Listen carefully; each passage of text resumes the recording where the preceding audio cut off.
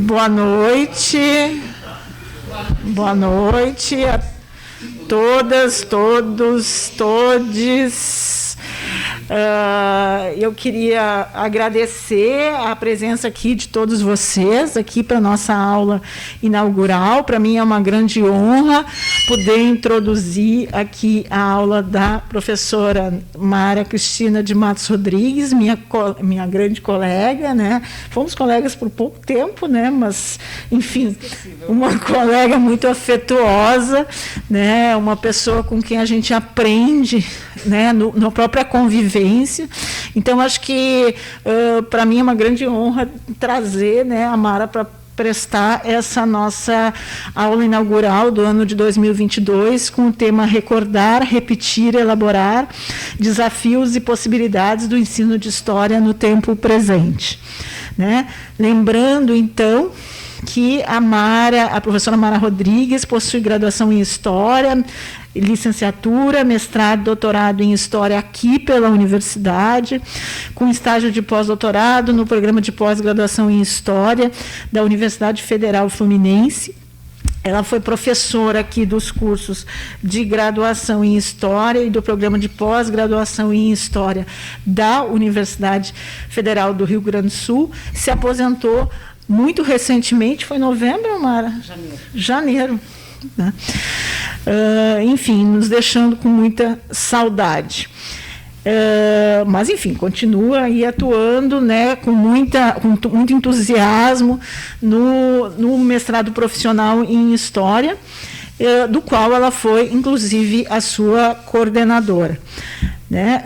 Ela permanece ligada, então, ao Profhistória, onde ela atua atualmente como professora e orientadora. A Mara publicou As Tramas entre Província e Nação, Literatura e História, O Tempo e o Vento e a Capitania do Rei, em 2016, diversos artigos e capítulos de livro sobre ensino de história e sobre a teoria historiográfica.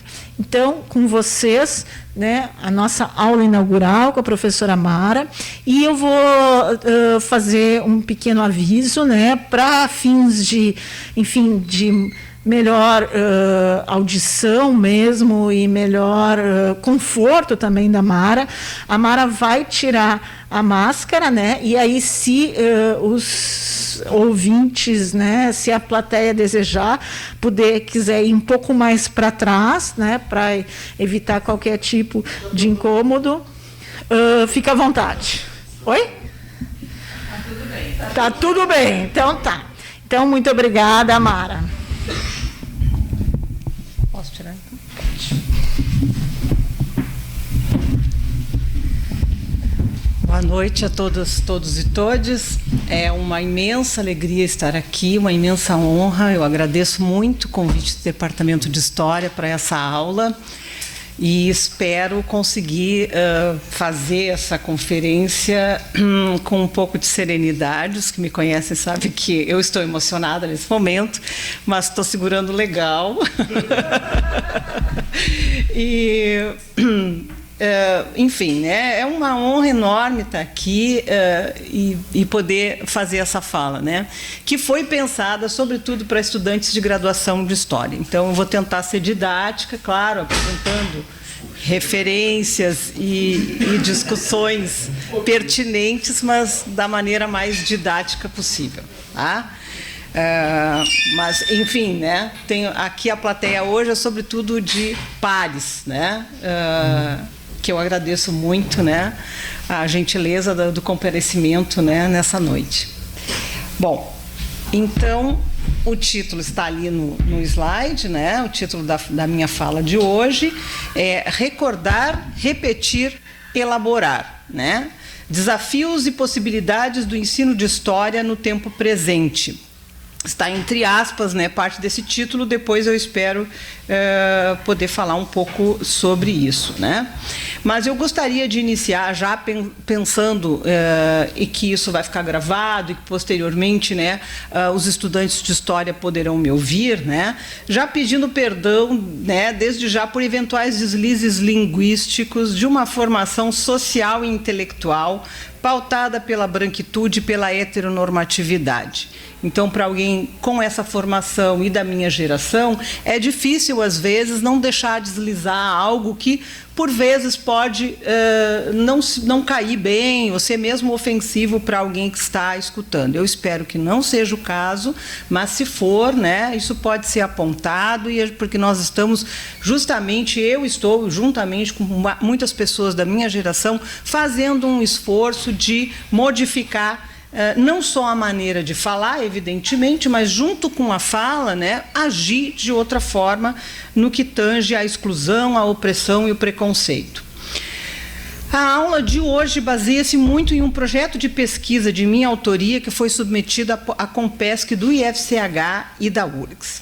Tá?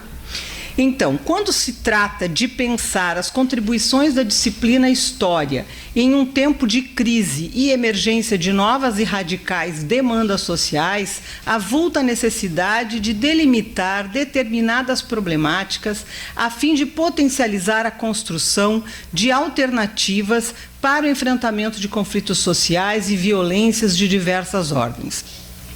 Buscando os benefícios que a identidade disciplinar da história confere aos campos de reflexão teórica sobre historiografia e ensino de história, e considerando-se, ao mesmo tempo, a exigência crescente de respeito às suas especificidades, então, esta aula propõe a aproximação desses campos, da historiografia e do ensino de história, com outra área de conhecimento e prática, a psicanálise. Tu podes passar o slide? Que eu não seria esse. Pode passar o próximo, depois nós voltamos a esse, tá, Clarice? Eu aqui procurei colocar, então, o quanto eu estou, ao mesmo tempo, reconhecendo que historiografia e ensino de história comungam de problemáticas, né, e de conceitos, né, de noções, de fundamentos, mas também mostrar um pouco a especificidade dessas duas áreas, de que não se pode fazer uma transposição linear e automática entre uma e outra, certo?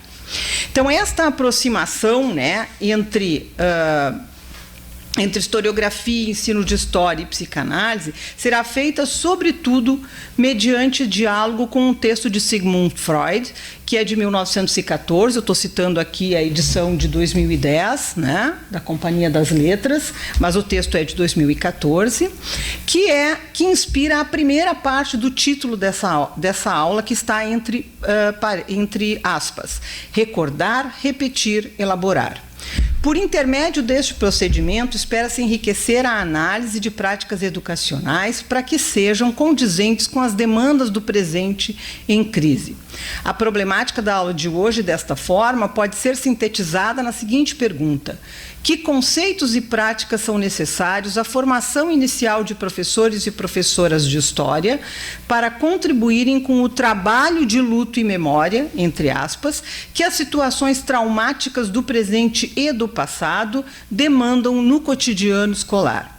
Com este questionamento, busco também contribuir para a construção de programas de estudo e propostas efetivas para a formação de professores e professoras, de todos os níveis, bem como para suas práticas em sala de aula, com vistas ao enfrentamento das questões provisoriamente designadas como traumáticas e sensíveis no ensino de história. Bem, então, introduzindo um pouco como é que eu cheguei nesse tema, um pouco da minha história, né? Já que eu não vou defender memorial de professor titular, vou poupá-los disso, eu não vou poupá-los de alguns parágrafos aqui sobre como é que eu cheguei nessa problemática, tá? O contato com professores e professoras da educação básica desde 2014, na condição de professora das disciplinas de seminário de pesquisa e teoria e metodologia de história, também como orientadora de pós-graduandos e graduandas e coordenadora do núcleo URGS do mestrado profissional em ensino de história em rede, o Prof. História, abriu-me uma série de questionamentos no que tange às relações entre teoria e prática no campo disciplinar da história.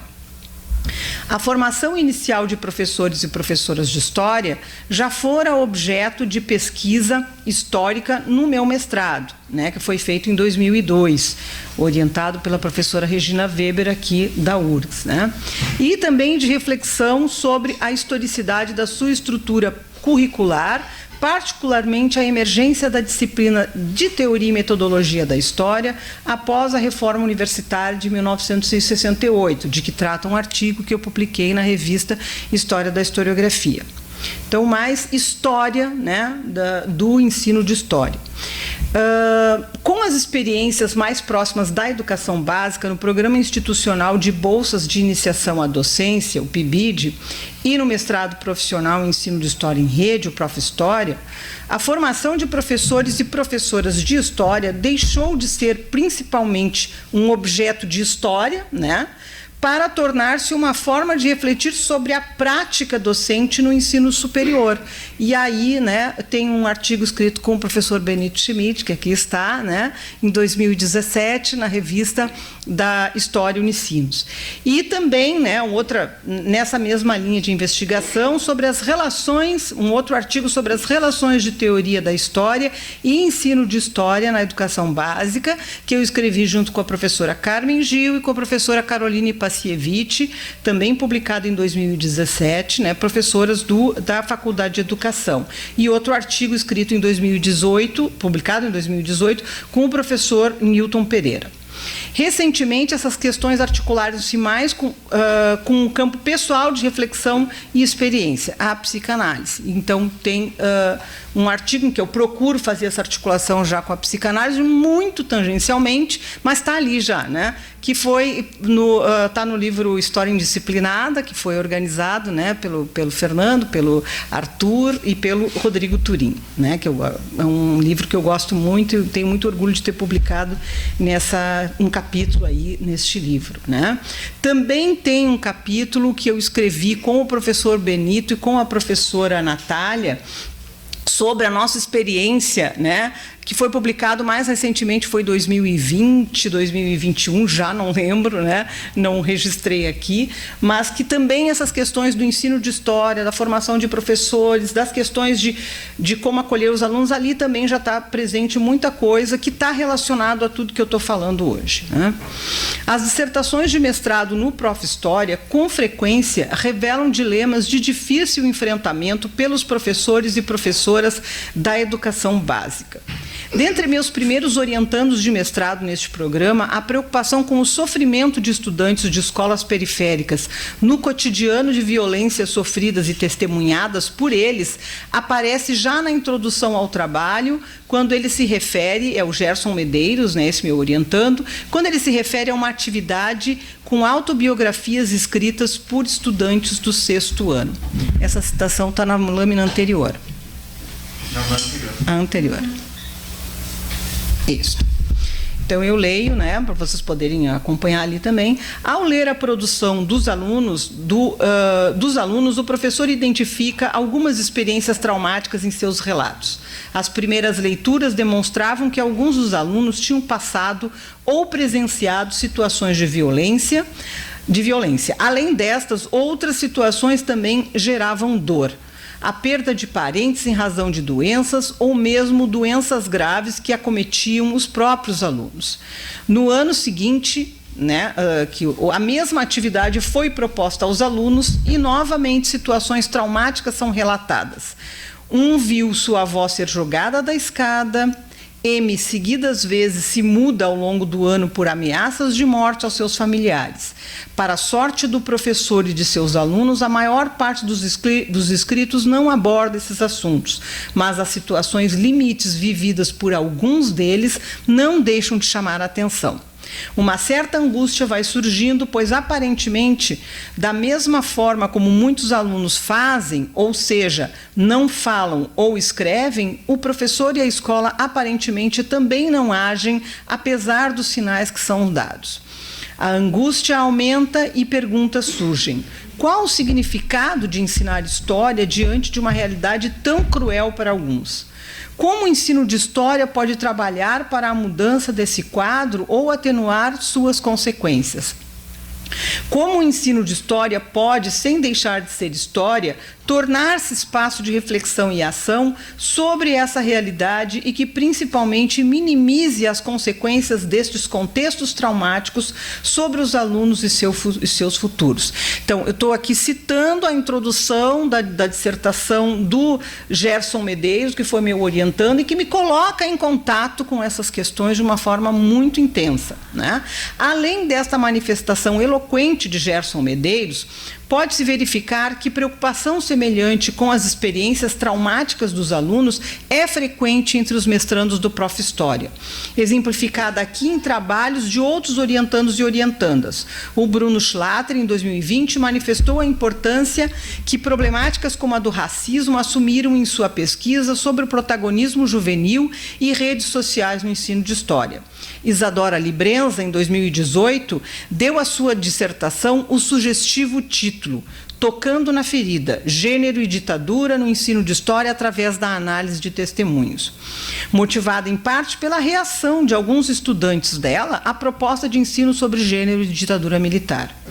O problema do racismo aparece de forma contundente na dissertação de Anneliese Bernardes, de 2019, cujo capítulo final problematiza a própria trajetória como professora negra em processo de questionamento da própria identidade, durante o itinerário de pesquisa do ensino da educação das relações étnico-raciais. Finalmente, sem invocar o elemento traumático em sua problematização, a leitura da dissertação de Carla Moura, de 2018, convida a pensar nas riquíssimas possibilidades das articulações entre psicanálise e ensino de história, em sua pesquisa atravessada, do início ao fim, pela implicação do seu próprio lugar como professora. Aí, pensando aqui no papel que poderia ter a psicanálise como uma forma de o professor entender melhor, né, o seu lugar, as suas questões, para melhor lidar com as questões que os estudantes trazem para a sala de aula.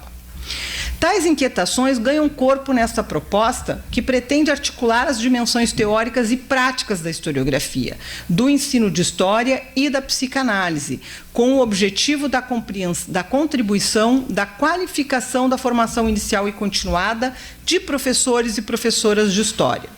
As discussões e a delimitação teórica em torno das noções de trauma, história, trabalho de luto e memória, bem como a criação de categorias operacionais de análise que articulem as problemáticas do racismo, da violência cotidiana que incide sobre populações empobrecidas, desde que a fome volta a assolar os mais pobres até violências promovidas por grupos criminosos e pelo Estado, o feminicídio, a homofobia, os crimes de saúde pública, etc.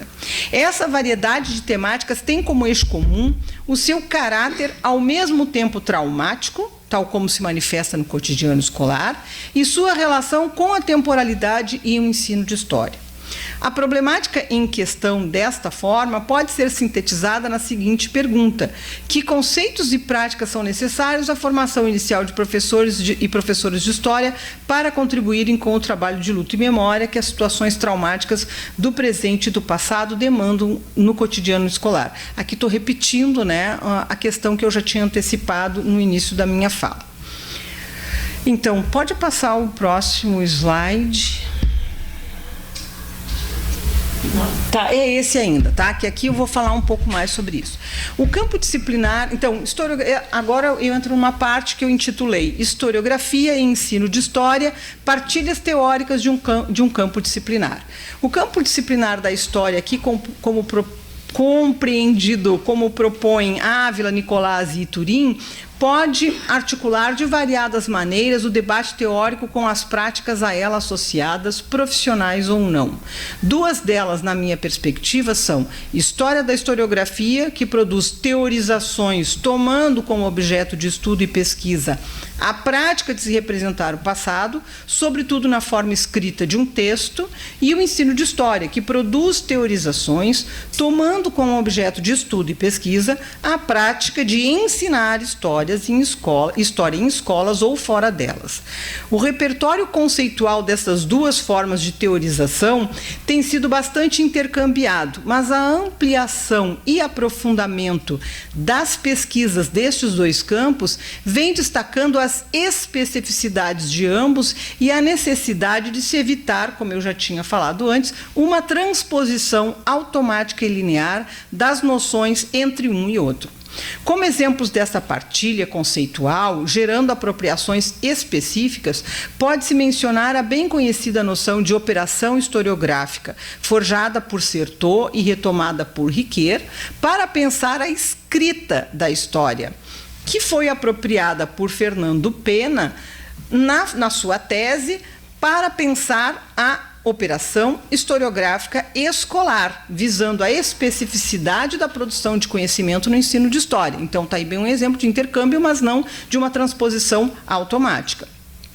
Outros exemplos vêm de formulações teóricas em torno da teoria do cotidiano, em torno da história do cotidiano, também proposta por Michel de Certeau, e a história cultural francesa. Essas duas, então, são apropriadas de forma combinada na noção de cultura escolar, operacionalizada por várias pesquisas na Argentina e no Brasil sobre práticas docentes, como demonstra Maria Paula Gonzalez.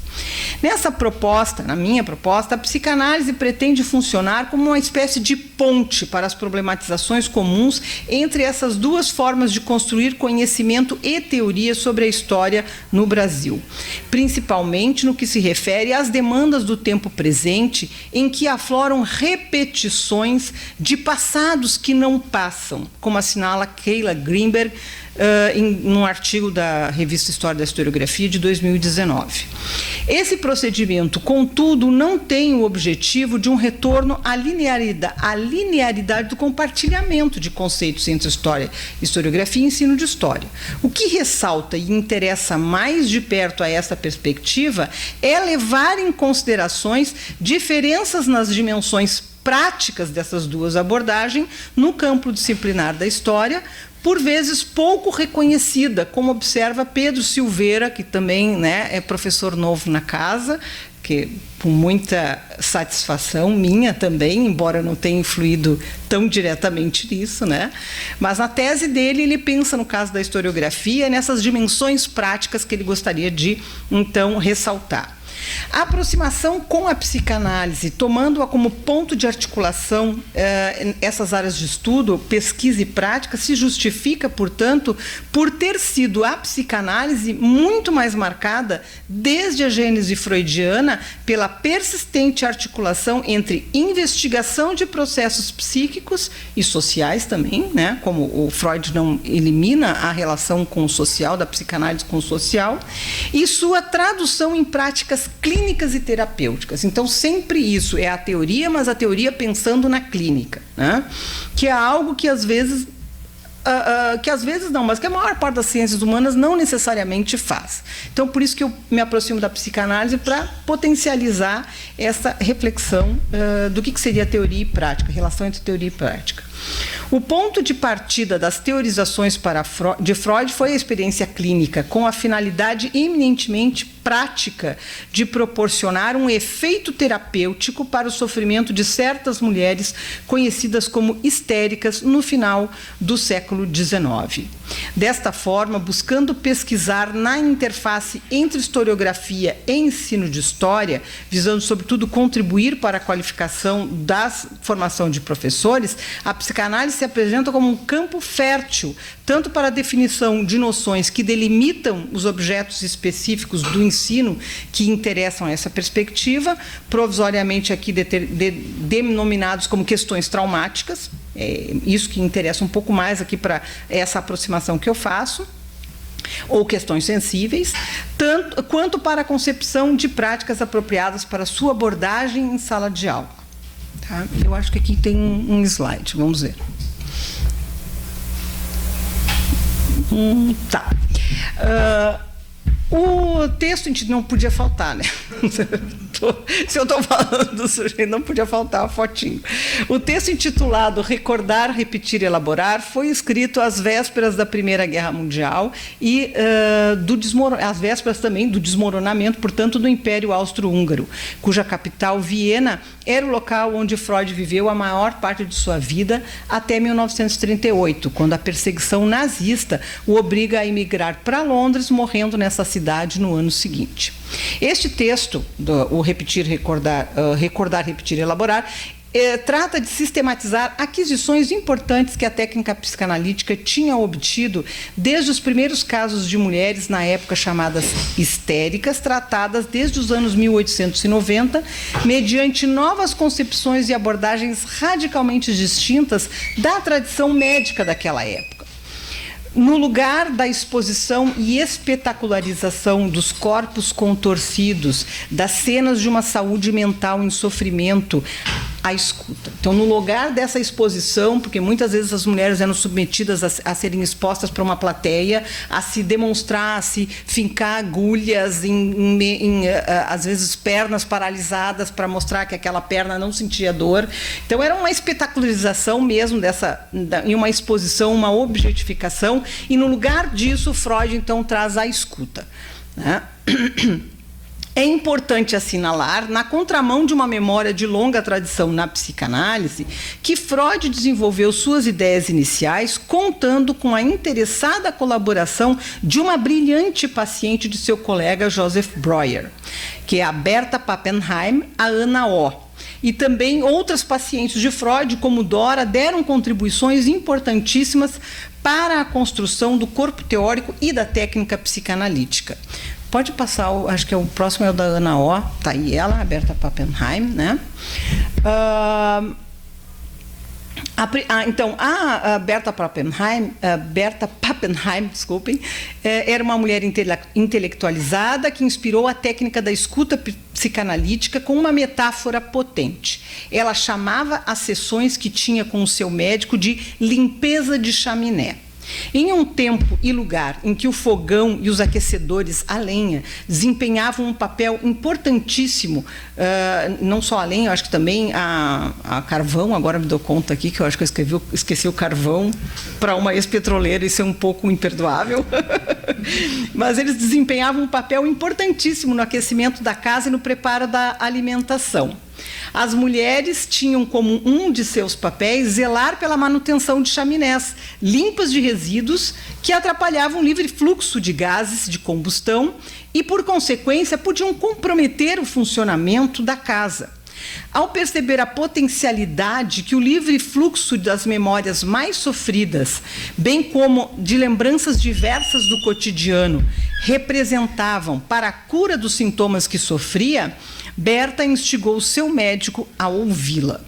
Assim, ao registrar as memórias de Berta, ou da Ana O, os progressos no alívio de seus sintomas, criaram-se importantes condições de possibilidade para a emergência de uma teoria e técnica psicanalítica para o tratamento de saúde mental, de problemas de saúde mental, baseada na escuta e não nos métodos torturantes e na objetificação dos corpos femininos. Bem, eu não vou falar da Dora. Também tem a Dora, seria um caso interessante porque ela coloca o Freud numa saia justa, né?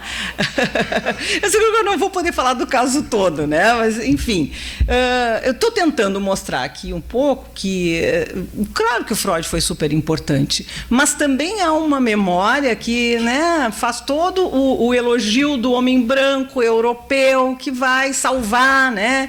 Então, as mulheres, e não é bem assim, tem um papel muito importante daquelas mulheres que, mesmo desprovidas de muito poder na época, não tinham o poder que nós podemos hoje, talvez, né, desfrutar, e que ainda não é suficiente, né, diga-se de passagem, né, mas essas mulheres, elas conseguiam intervir no seu espaço de possibilidade, elas conseguiam intervir no próprio destino e nos destinos da psicanálise. Mas é claro que a memória acaba silenciando essa contribuição fundamental. né? Então, podemos nos apropriar da teoria freudiana sem comprar toda a narrativa de exaltação do conhecimento branco, europeu, masculino, heteronormativo.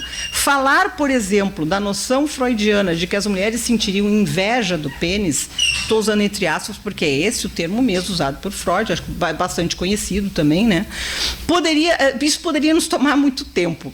Então, assim, eu só vou justificar a escolha deste autor ainda como inspiração para a nossa problematização do século XXI, me limitando a questionar se, ao falar dessa tal inveja, Freud não estaria primeiramente diagnosticando o quanto a posição de privilégio masculino poderia ser invejada por uma mulher daquele tempo. De toda forma, os limites subjetivos do pensamento, como aqueles ligados à sociedade de seu lugar e tempo de vida, podem bem ajudar a entender por que certos aspectos da experiência humana se repetem no tempo, né? Nem o Freud conseguiu romper com toda a repetição da opressão, né? Sobre as mulheres. A necessidade de emancipação das mulheres seguramente é uma dessas experiências que podem ser compreendidas sob a perspectiva do trauma social recalcado, que, na falta de uma efetiva resolução feliz, insiste em retornar. Passemos, então, a apresentar o que diz Freud nesse texto de 1914, para depois refletir sobre o que ele pode nos ajudar a pensar o ensino de história na atualidade. O autor... acho que tem um slide, se não me engano, que isso. O autor começa rememorando onde é que eu estava, o início da prática psicanalítica no final do século XIX, quando se usava hipnose, até chegar aquele momento em que ele escrevia, no qual não se usava mais hipnose, em que as lembranças espontâneas das pacientes proviam os elementos necessários para que o médico fizesse suas interpretações e auxiliasse no processo de recordação dos momentos encobertos, bloqueados, recalcados, reprimidos. A palavra do médico cedeu grande espaço à escuta, que passou a ocupar um papel importante na técnica. Recordar, portanto, sempre estava ligado a esquecimento. Mesmo que o paciente afirmasse... Acho que tu podes passar já. Não, tá. Pode deixar lá no... Oh, não. Eu já vou falar da Lélia, mas... deixamos lá por enquanto. Mesmo que o paciente afirmasse que de nada se lembrar, era possível que o médico lesse seus atos como reveladores de experiências recalcadas. E aí estava um ponto sensível. Ao não lembrar, o paciente atuava o passado, isso é, repetia a experiência passada, muitas vezes na forma de sintomas corporais, paralisias, dores inexplicáveis, etc. Não é à toa que historiadores, historiadoras e filósofos, procurando usar a linguagem neutra um pouco, mas é difícil.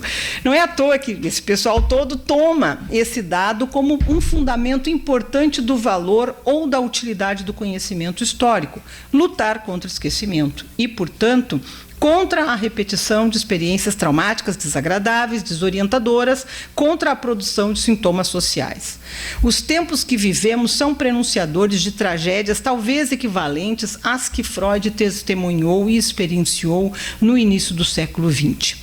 Tempos difíceis que desafiam o campo da história a repensar sua contribuição intelectual, científica e social, que exigem o questionamento de suas bases disciplinares, como afirmavam os meus colegas na História Indisciplinada, como a Maria da Glória Oliveira também ressaltou, e a abertura para outras problematizações e configurações teórico-práticas, que é um termo usado pelo Valdeir Araújo.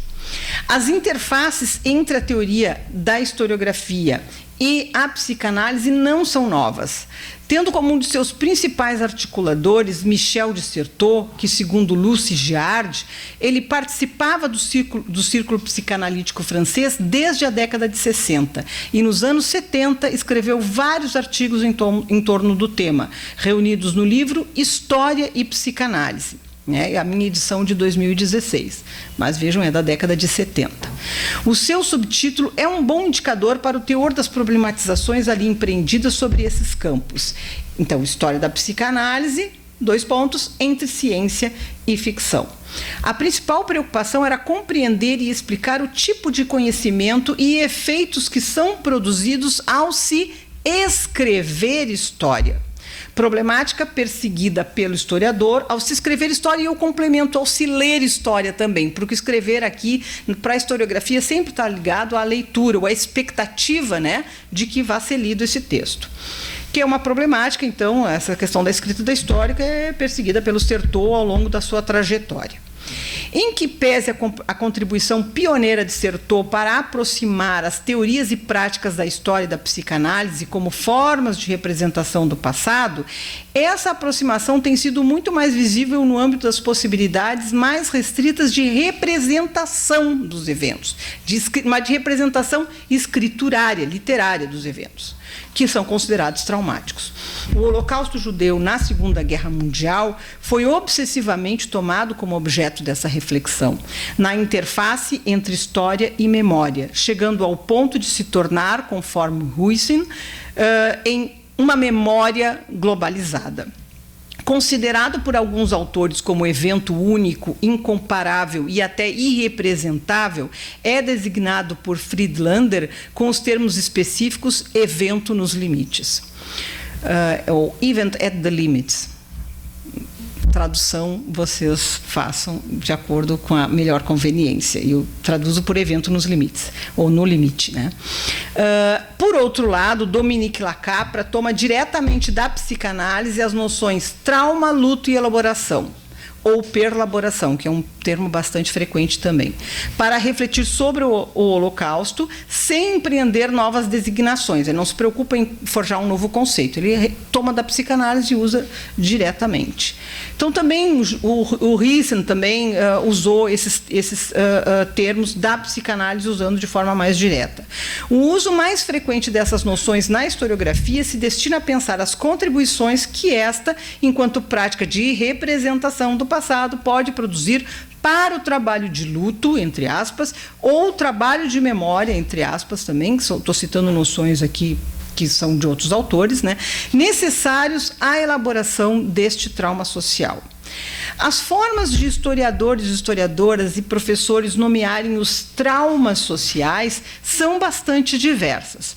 No Brasil, da mesma forma que na Argentina, um dos eventos mais recorrentes na historiografia quando se trata de trauma social é o da ditadura militar, especificamente o terrorismo de Estado perpetrado contra grupos de opositores e resistentes ao autoritarismo. Em um de seus trabalhos, a pesquisadora Caroline Bauer, que está aqui presente também, emprega a expressão passados traumáticos como forma de se referir ao assunto. Outra historiadora, em artigo publicado na História da Historiografia, que eu já falei, a Keila Greenberg, tomou o racismo em sua relação com o trauma, utilizando a expressão passados sensíveis para designá-lo. Então, eu estou falando um pouco assim da diversidade, de quanto ainda a gente não elaborou noções mais precisas, porque ainda tem muito que discutir, é o que eu estou dizendo, né? Embora eu goste muito das contribuições, apesar dessa variedade de designações que se dá. Tem mais, a diversidade ainda é maior, né? O Jonas Camargo Eugênio, que também é um mestrando do Prof. História, em sua dissertação, ele demonstrou a preferência pelo termo questões sensíveis posteriormente, né? Mas, quando ele fez o levantamento, junto com a professora Carmen Gil também, em países como França, Espanha, Inglaterra, ele arrolou outras expressões. Temas sensíveis, questões socialmente vivas, questões quentes ou difíceis, temas controversos, enfim, vejam a variedade ainda, né, que a gente pode pensar um pouco melhor. Agora sim, né, aquele slide da Lélia, que eu não sei se está antes ou está depois. Não, está depois. Aí. Décadas antes, Lélia Gonzalez, na década de 80, no final de 70, usava de forma pioneira a psicanálise freudo-lacaniana para problematizar o racismo brasileiro. Ela não fala explicitamente em termos de trauma e repetição, que é uma linguagem mais freudiana. Ela já vai para o Lacan, né? Que é uma coisa, que é uma reflexão muito mais densa, muito mais hermética, né? E pioneira. Eu não vou ousar, né, chegar perto do que a Lélia Gonzalez já fez, mas eu queria marcar aqui essa contribuição que é muito silenciada e esquecida, não só pela história como pela psicanálise, né? Ela prefere tomar o racismo como sintomática da neurose cultural brasileira, articulando-o com a questão do sexismo.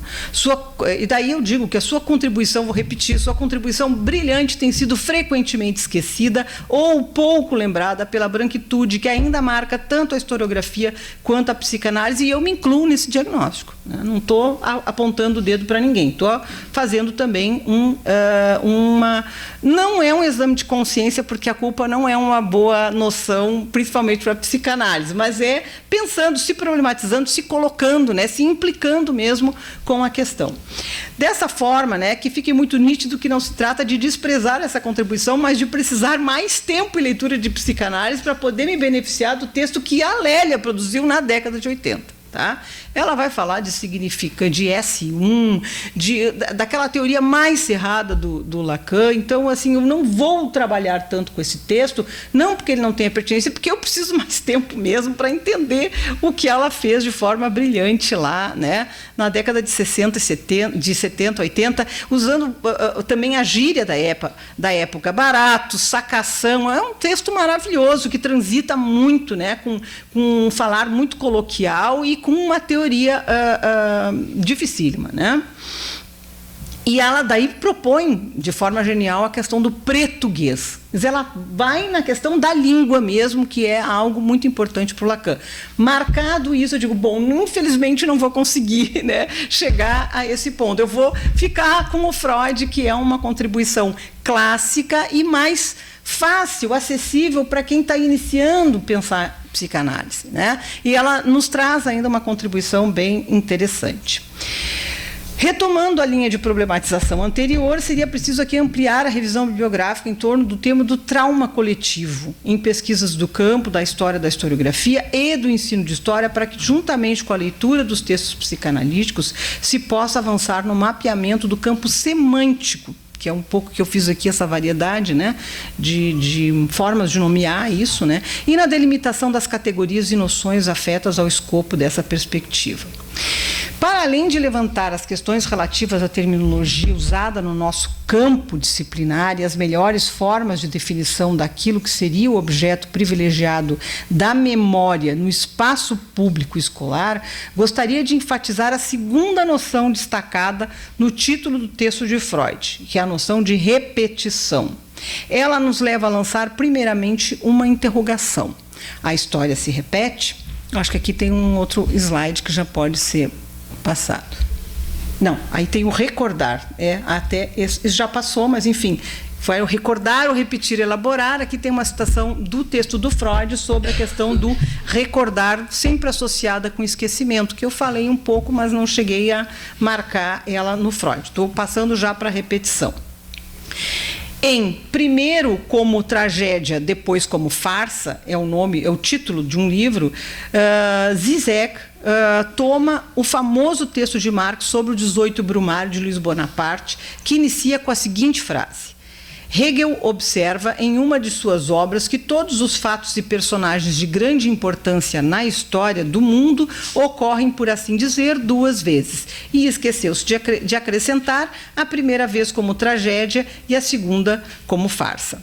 Citando Marx, né, o Zizek, agora acho que tu pode passar, acho que tem essa citação do Marx, eu coloquei no slide. O Zizek aqui a citação é do Marx, é o Zizek citando Marx, tá, gente? A história é sólida e passa por muitas vezes ao conduzir uma forma antiga e passa por muitas fases, ao conduzir uma forma antiga ao sepulcro. Também aqui a noção de sepultamento do passado que vai ser cara ao sertor. A última fase de uma forma histórico mundial é sua comédia. Os deuses da Grécia, já mortalmente feridos na tragédia Prometeu acorrentado de Ésquilo, tiveram de morrer uma vez mais, comicamente, nos diálogos de Luciano.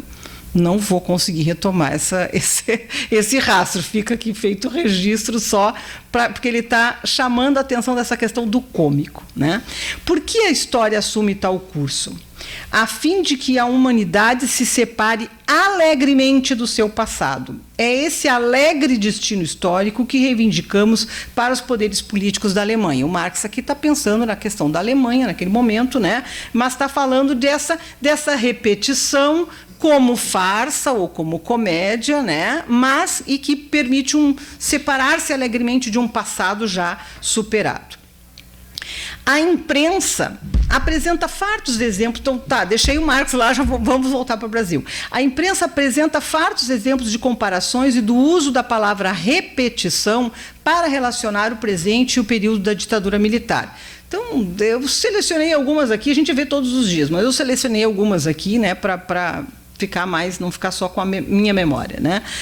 Então, eu vou citar o Reinaldo Azevedo no UOL, em 7 de junho de 2021. Companheiro Reinaldo Azevedo. Ele diz, então, Bolsonaro repete a ditadura e quer demissão de Tite. Então, a palavra aí repete aparecendo. O Estado de Minas, em 5 de maio de 2020, compara uma cena de Bolsonaro falando com um jornalista, né, com a do Newton Cruz falando em 1983. Cala a boca, Bolsonaro repete, fala de general da ditadura. Né? Para não ficar somente nas falas do presidente, também tem uma questão que o Reinaldo Azevedo traz com o Moro. Moro quer tribunal, citando o Reinaldo Azevedo, então, Moro quer tribunal à moda das ditaduras. Né? Então, aqui falando de uma repetição também, não só no passado, mas também pensando num modelo ditatorial. Caio Vioto, no Estadão, faz uma comparação entre o governo Bolsonaro e a ditadura militar, e ele vai também acionar o texto do Marx. Então, isso não é nenhuma novidade, isso é bastante recorrente e a imprensa nos traz vários exemplos. Né? Dentre historiadores e outros pensadores acadêmicos, a ideia de repetição histórica também é frequentemente associada ao texto de Marx. Então, não é só na imprensa isso, né? Contudo, a leitura de alguns textos aqui selecionados permite pensar essas relações de forma mais complexa do que a minha pergunta colocou. A minha pergunta, a história se repete? Não é somente isso. Como ela se repete, né? Gustavo Raci, no caderno Walter Benjamin, 22 de 2019, afirma que o materialismo dialético do século XIX legou uma ideia de que a repetição da história se dá, de fato, por não a conhecermos. Dessa forma, a tragédia se torna, a partir da perspectiva do momento presente, um não conhecimento da história passada. Essa que seria a tragédia. Como a gente não conhece, a gente repete. Isto é, né? Bom, é isso. Eu não vou repetir aqui a frase, eu improvisei. Essa concepção da repetição histórica como tragédia está relacionada, segundo o autor, ao diagnóstico de que a falta de acesso à educação inviabilizaria qualquer tipo de compreensão histórica. Sob este prisma, o ensino de história seria aquele que salvaria a sociedade de repetir o seu passado trágico, mas nem tudo pode se passar dessa forma. Não é tão simples assim, na minha concepção, na minha perspectiva. Aí que voltamos, então, para o Freud. Freud destacava no seu texto algumas dificuldades ou resistências no caminho de lembrar para não esquecer e para depois elaborar. Abre aspas, eu estou citando o Freud. Devemos estar preparados, portanto, para o fato de que o analisando se entrega à compulsão de repetir. Eu não sei se isso também não está numa lâmina. Está aí. Devemos estar preparados, portanto, para o fato de que o analisando se entrega à compulsão de repetir, que então substitui um impulso à recordação. Ao invés de recordar, ele repete. Não apenas na relação pessoal com o médico, através da relação de transferência, então repetindo relações afetivas ali com o médico, o analista, né? Na época do Freud eram sobretudo médicos, né? Mas também em todos os demais relacionamentos e atividades contemporâneas de sua vida. Por exemplo, quando no decorrer do tratamento escolhe um objeto amoroso, quer dizer, aí tende a haver uma repetição. Toma para si uma tarefa, começa um empreendimento. Quanto maior a resistência, tanto mais o recordar será substituído pelo atuar, pelo repetir. Resistência aqui é bom salientar. Não é aquele sentido positivo que a história confere à resistência como resistência à opressão. Aqui é o contrário, é resistência ao lembrar. Então, tem um sentido para o Freud que é negativo, que não tem a ver com a nossa noção de resistência, né? Ele não está contra ela, ele está usando de outra forma a palavra resistência, a noção de resistência. Tá? Então, eu resisto a lembrar, eu tenho dificuldade, a minha memória está impedida e, por isso, eu atuo, eu repito em ato, não na narrativa, não na lembrança. Né? Quais são as chances que temos de evitar a repetição e o sofrimento que ela traz junto? Interrompo a exposição do texto de Freud para trazer uma memória pessoal, que pode ilustrar a dificuldade de se viver a relação entre história, repetição e ensino de história. Lembro que em 2016, no dia de uma aula pública proferida no IFCH, em que denunciávamos e lamentávamos o quadro de destruição das conquistas democráticas e educacionais do contexto pós-ditadura, principalmente a partir dos anos 2000, eu me perguntava naquele momento em voz alta o que fizemos de errado. Meu querido colega Rivair, que não está aqui hoje, mas que eu espero que veja essa gravação, ao ouvir a minha autorrecriminação, disse em tom ao mesmo tempo sério e de brincadeira, mais ou menos assim. Então ele disse mais ou menos que eu estava sofrendo de um tipo de culpa cristã que precisava de um pouco de candomblé para neutralizá-la. A fala solidária do meu colega, além de aliviar momentaneamente aquele estado de melancolia, foi algo que me incentivou a olhar para a situação por outro prisma, deixando de lado, com alguma dificuldade, o autoflagelo. Né? Não é assim que a gente se livra da repetição. Né? Sendo assim, podemos nos questionar se a repetição do passado, dos sintomas, é essencialmente negativa e ruim. Se a repetição tem, evidentemente, seu elemento desfavorável, por outro lado, é ela, a repetição, que, sendo analisada, permite a superação de uma dada situação, passando-se a um outro patamar, em que a repetição se torna antes uma ameaça e não, né, um destino inevitável, para, na sequência da análise, tornar-se cada vez menos atuante. Os elementos recalcados, quando emergem, são lembrados e analisados. Permitem que se evite a repetição em ato. Tu pode repetir com o analista, mas não necessariamente tu vai na vida repetir, então, os sintomas, né, conflitivos. Mas, como adverte Christian Dunker, o título desse texto de Freud bem poderia ter sido Recordar, repetir, repetir, repetir, elaborar. Há que ter um trabalho e paciência até que o ciclo sofrido e desagradável das repetições possa ser superado.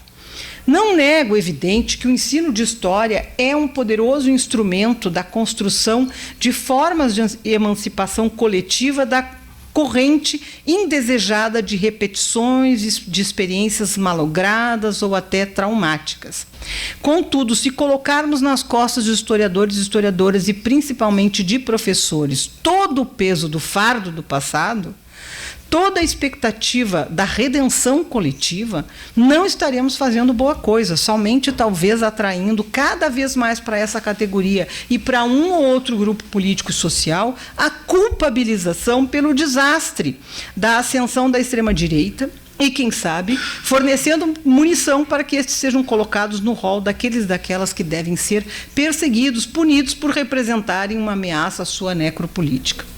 Quem sabe deixemos um pouco de procurar culpados e busquemos compreender melhor as possibilidades que temos em se tratando aqui especificamente do ensino de história? Essa pergunta é muito para mim, tá, pessoal?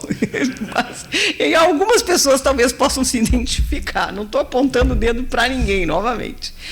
Então, se aceitarmos que nossas chances de construir saídas coletivas para o caos social e político em que mergulhamos não passam exclusivamente pelo acúmulo de informações sistematizadas sobre o passado, podemos acrescentar à pergunta inicial outra pergunta: por que a história se repete?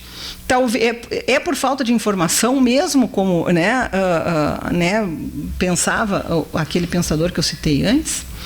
Como vimos, para Freud, não há como evitar de todo as repetições, sendo necessário passar a compreendê-las, tal como afirmou Lélia Gonzalez, enquanto um sintoma social. É preciso que o doente estabeleça uma nova relação com a doença. Aqui estou citando Freud mesmo, na página 203 desse mesmo texto. No lugar de considerá-la como desprezível, a sua doença, então, tratá-la como um digno adversário, uma parcela do seu ser fundamentada em bons motivos, de que cabe extrair algo valioso para a sua vida futura. Então, da repetição, tirar algo que vá não ser repetitivo, mas que vá servir para esse futuro. Estão apontando para uma questão de esperança. Sim, estamos repetindo. Mas o que podemos aprender nesse momento que é inevitável, né? De acordo com essa perspectiva, que esteja se repetindo. E que não é culpa do ensino de história que não fez a sua função, ou do grupo social tal, dos feministas que pressionaram demais, e que daí, então, os homens... Claro que isso também acontece, mas daí dizer que foi isso é praticamente acusar determinados grupos de que eles são os responsáveis pelo que está acontecendo. E isso é coletivo, é social, não é um ou outro que foi responsável por isso, né? Acho que tem um outro slide agora. Aproveitar e tomar um pouquinho d'água.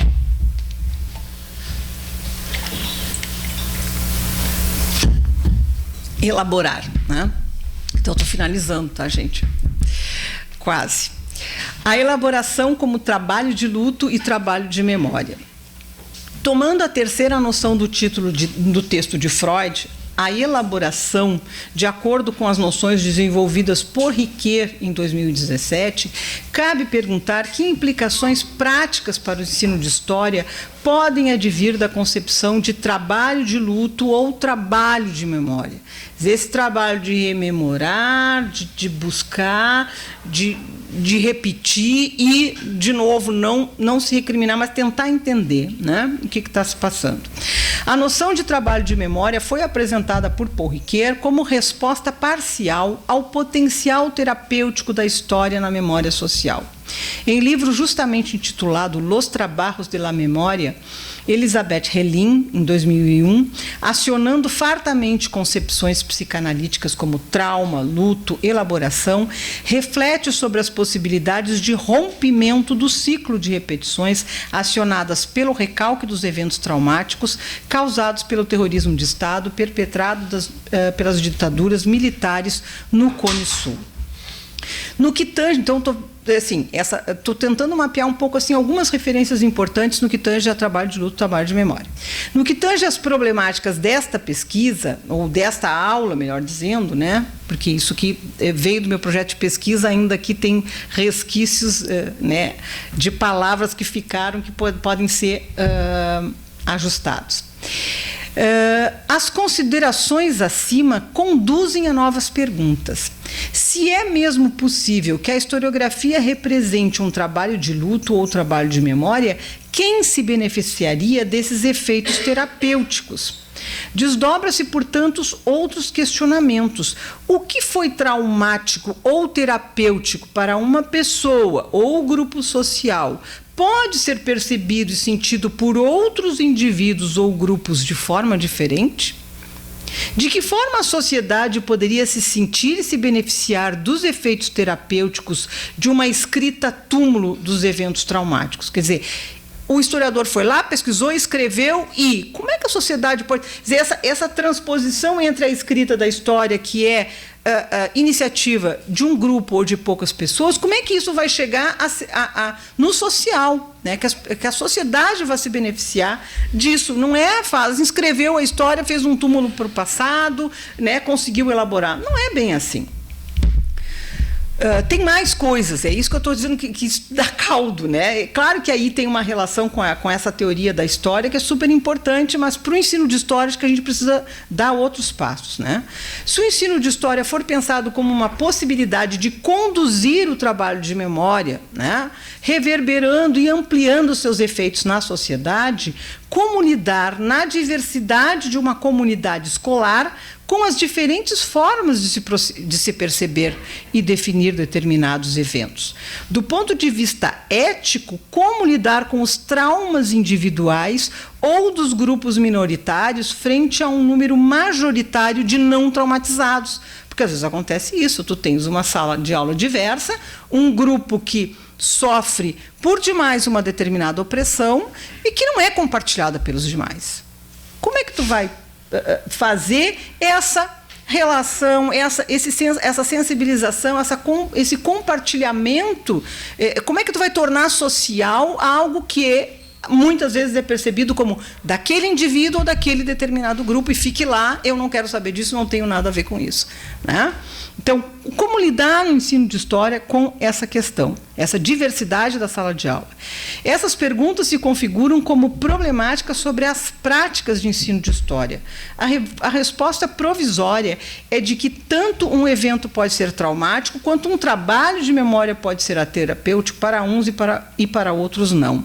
Dessa forma, parece ser produtivo empregar de forma relacional as categorias trauma e elaboração, né? Considerando a multiplicidade de visões e efeitos deste trabalho a serem mediados pelos professores e professoras do ensino de história. Novamente, não transpor linearmente, né, as questões para todo um grupo como se fosse automaticamente percebido ou como trauma ou como elaboração. Uma das formas usuais de se ensinar história nas escolas, a exposição, narrativa e explicação dos tópicos do currículo, são suficientes para a produção de efeitos terapêuticos que usualmente se espera no ensino de história? A tal da palestra, um pouco parecida com o que eu estou fazendo hoje, né? Então é um relacional ali, quer dizer, e tem uma história também de relação, né? Que eu tenho o privilégio de ter aqui pessoas que eu posso olhar e que estão dialogando comigo, porque eu estou aqui, eu tenho uma história, eu estar aqui, e tem uma história de relações, né? Que fazem com que eu possa dizer isso, e eu confio nessa história para que ela produza efeitos. Então, o que isso tem a ver com palestra? Não, tem a ver com toda a minha história. Eu estar aqui e esperar que tenha algum efeito o que eu estou dizendo, né? Bem, deixa eu pular algumas partes aqui para não me tornar repetitiva, né? E eu quero destacar só para finalizar, então, um conjunto de teorias e práticas conhecido como educação das relações étnico-raciais. Sem invocar as noções da psicanálise, esse conjunto de teorias e práticas parece ter avançado bastante no sentido justamente que eu pretendido por essa investigação. Então, eles não vão invocar essas categorias, mas, na prática, eu acho que avançam muito naquilo que eu acho que nós precisamos avançar mais. Ao invés de incorrer em contradição, espero que este contraexemplo, então, sirva como um reforço para dar relevância à proposta de articulação entre teoria e prática no ensino de história de questões traumáticas ou sensíveis por intermédio da aproximação com a psicanálise, tá? Porque eu acho que estamos trabalhando na mesma perspectiva, embora os termos e as noções possam não ser os mesmos. Seria excessivamente extenso tomar, neste momento, as pesquisas sobre o assunto, pois elas têm, felizmente, se avolumado muito nos últimos anos, conforme o balanço realizado por Petronília Gonçalves e Silva, que é a nossa grande referência, né, nesse assunto, uma das maiores propositoras dessa questão da educação das relações étnico-raciais no Brasil. Para o desenvolvimento da problematização desta aula, basta direcionar a atenção às proposições sobre Herer no Brasil, para perceber de forma muito nítida de que forma se articulam ali efetivamente teoria e prática. Então, eu estou falando das diretrizes curriculares e práticas de Herer, né, que enfatizam que não basta tomar a África, a escravidão, os negros como tema e objeto de estudo, quando o objetivo é educação das relações étnico-raciais. Tal projeto de educação, né, vinculado a um trabalho de memória e uma consequente reelaboração da linguagem para tratar da história e da cultura das pessoas negras, demanda por epistemologias outras enraizadas na cultura que se deseja visibilizar e valorizar, de forma associada a políticas de reparação como as ações afirmativas. Ou seja, é a presença de pessoas negras nas universidades, é a presença de pessoas negras na docência, né? Isso parte das ações afirmativas, e é também, por exemplo, trabalhar os chamados valores civilizatórios afro-brasileiros. A oralidade. Nós somos super centrados no texto escrito, mas trabalhar, fazer com que a oralidade se torne mais importante em sala de aula é uma forma de contemplar, né, outras formas de contemplar algo que é especialmente tem um valor especial para essa cultura afro-brasileira e que pode, então, fazer com que as relações, que a educação das relações étnico-raciais ou as relações étnico-raciais na escola acabem sendo enriquecidas, né, nessa troca. Em vez do texto, do centramento no texto e na contribuição branca e na cultura branca, experimentar, vivenciar outros valores. Então, não é só tomar a África como objeto de estudo, ler um texto sobre a África.